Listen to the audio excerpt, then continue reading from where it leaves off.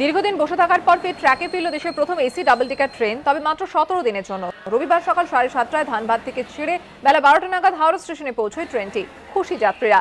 Frequently travel करते हैं धनबाद, हावड़ा से धनबाद, यहाँ पे जॉब करते हैं। ये तो स्पेशल ट्रेन है, फर्स्ट टाइम, अभी तो हम जस्ट राइड लेंगे। ये तो अच्छा ट्रेन है, बढ़िया है, चलना चाहिए। छठ स्पेशल बोल करके चालू किया गया है धनबाद से ट्रायल के लिए।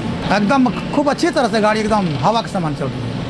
2010 সালে 25শে ডিসেম্বর হাওড়া থেকে ধানবাদে ঘন্টায় 110 কিলোমিটার গতিবেগে ট্রায়াল রান হয় এসি ডাবল ডেকার ট্রেনটি। কিন্তু মশাগ্রাম, শক্তিগড়, বর্ধমান এবং দুর্গাপুরে প্ল্যাটফর্মে বেশ ঘষা খায় ট্রেনে 5টি কামরা।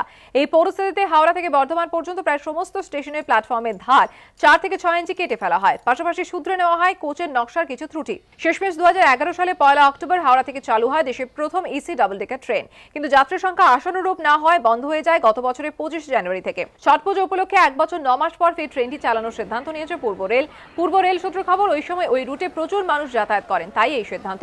এদিন দুপুর 2:35-এ হাওড়া থেকে ধানবাদের উদ্দেশ্যে রওনা দেয় ট্রেনটি। প্রতিটি কোচে যেখানে 128 জন যাত্রী বসতে পারেন, সেখানে গোটা ট্রেনে যাত্রী সংখ্যা ছিল মাত্র 28। সুনীত হালদার ও মনোজ বন্দ্যোপাধ্যায়ের রিপোর্ট, এবিপি আনন্দ।